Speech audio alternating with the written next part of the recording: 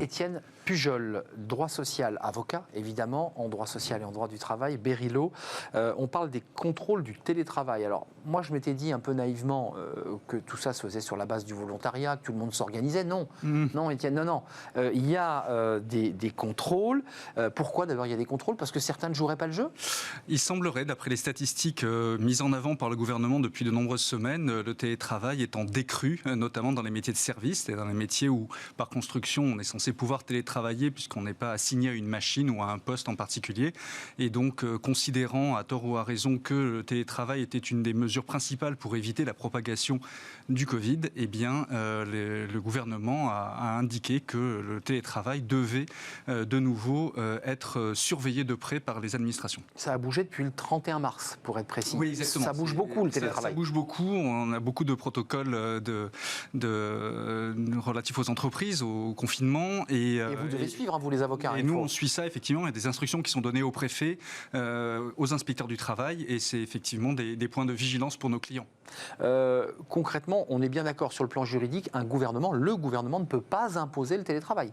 C'est là où c'est compliqué. C'est là où un peu ils sont gênés aux entournures, parce qu'effectivement, n'ayant pas le temps d'imposer par un texte ayant valeur de norme le télétravail, par un article du Code du travail par exemple, ils en sont réduits, entre guillemets, à faire des injonctions par communiqué de presse ou par question-réponse. Donc effectivement, étant gêné de ce point de vue-là, on en revient au principe de base qui est que l'employeur doit s'assurer de la préservation de la santé et de la sécurité de ses salariés. Préservation de la santé et de la sécurité des salariés, ça veut dire quoi? Ça veut dire que l'employeur, l'entreprise, doit prendre toutes les mesures pour éviter que le Covid ne s'installe sur le lieu de l'entreprise. Par ailleurs, d'un mot technique, ceux qui viennent contrôler, parce que les entreprises se disent il n'y a pas de contrôle, il n'y a personne, c'est l'inspection du travail. Hein. Oui, c'est l'inspection du travail et ils ont des contrôles. Alors malheureusement, comme les médecins du travail, ils sont sous-effectifs, mais ils viennent quand même, ayant reçu cela comme mission principale, puisqu'on est dans un état d'urgence sanitaire, les inspecteurs du travail viennent notamment dans les grandes entreprises, mais aussi chez des grosses PME, pour s'assurer que les employeurs ont bien mis en place les mesures pour prévenir la propagation du virus sur le lieu de travail. Ils trouvent un salarié, des salariés qui travaillent. L'entreprise, qu'est-ce qu'elle doit justifier? Elle doit impérativement justifier la présence du collaborateur. Tout à fait. Alors il y a des documents juridiques qui doivent être mis en place, nonobstant le fait que le télétravail n'a pas de fondement juridique impératif. Mais il faut quand même pouvoir montrer... Pour prouver qu'on met en place tout pour prévenir la propagation du virus. Quels sont ces documents? Le premier d'entre eux, c'est le document unique d'évaluation des risques, qui est obligatoire dans toutes les entreprises. Il faut que, pour chaque poste de travail, on indique s'il y a des risques, et notamment en cas de Covid, quels sont les risques qui sont pour les entreprises de voir le virus s'installer. Et parmi les mesures... Compliqué, si je peux me permettre ça. Mais c'est très compliqué. Et parmi ces mesures d'évitement, il y a évidemment le fait d'avoir du gel, le fait de mettre à disposition des masques, et le fait de mettre en œuvre le télétravail pour tous les postes qui sont télétravaillables. Et puis par ailleurs, quelles sont les autres mesures que les entreprises doivent mettre en place et pour lesquelles nous les aidons quotidiennement en ce moment?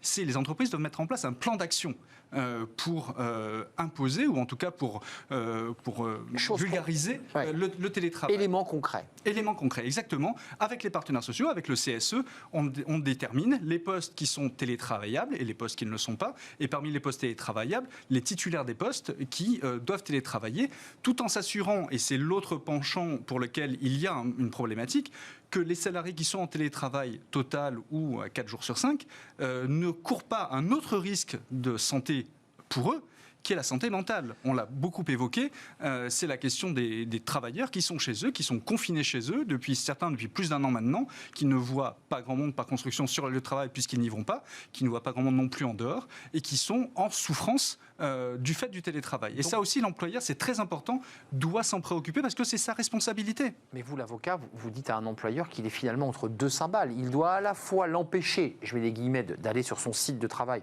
pour les raisons de protection du salarié, et de l'autre, il doit lui garantir un bien-être sur son lieu de vie personnel dans lequel on voit parfois des collaborateurs dont la psychologie se dégrade et le psychisme se dégrade. C'est intenable comme situation. Oui, en effet. C'est intenable. C'est intenable et c'est d'autant plus important du coup de se préoccuper de cela avec les partenaires sociaux, de voir et de mettre en place par exemple des cellules d'écoute pour les salariés qui sont en souffrance ou qui expriment une souffrance. Et puis ça implique aussi de mettre en place des outils de management. Il y a beaucoup de formations en management à distance. On ne manage pas des gens en présentiel comme on manage des gens en distanciel. Et donc se préoccuper de la santé mentale de ses collaborateurs est extrêmement important pour les entreprises. Donc il y a des documents juridiques qu'on a entendus. Il y a aussi un travail à faire très fin sur les collaborateurs pour voir, pour sonder les cœurs et les psychismes. Globalement, vous, l'avocat, pour l'instant, en tout cas à ma connaissance, je n'ai pas vu de salariés qui se retournaient contre leur employeur comme l'ayant contaminé au Covid. Je n'ai pas vu ce genre d'affaires. Alors c'est toute la problématique de démonstration de la preuve qu'il y a que la contamination a lieu sur le lieu de travail. Alors quand il y a un cluster dans les entreprises, on a entendu parler notamment dans certains abattoirs où la température était froide, etc. Je dirais que la preuve pour le salarié va être un peu plus facile à apporter. En revanche, pour des métiers de service où effectivement il y a du trajet ou des gens qui vont dans des restaurants plus ou moins clandestins, etc. Là, effectivement, ça va être plus compliqué pour les collaborateurs de démontrer que c'est sur le lieu de travail ou à l'occasion du travail qu'ils ont été contaminés et que donc c'est la responsabilité de leur employeur qui est en jeu. Avant de nous quitter, Étienne, les risques que prennent les entreprises en termes juridiques lorsqu'un inspecteur du travail qui fait d'abord un diagnostic, qui va faire le tour du bâtiment, qui va vérifier, noter, enfin, c'est une véritable inspection et un travail de police en quelque sorte. Qu'est-ce que risque l'entreprise ?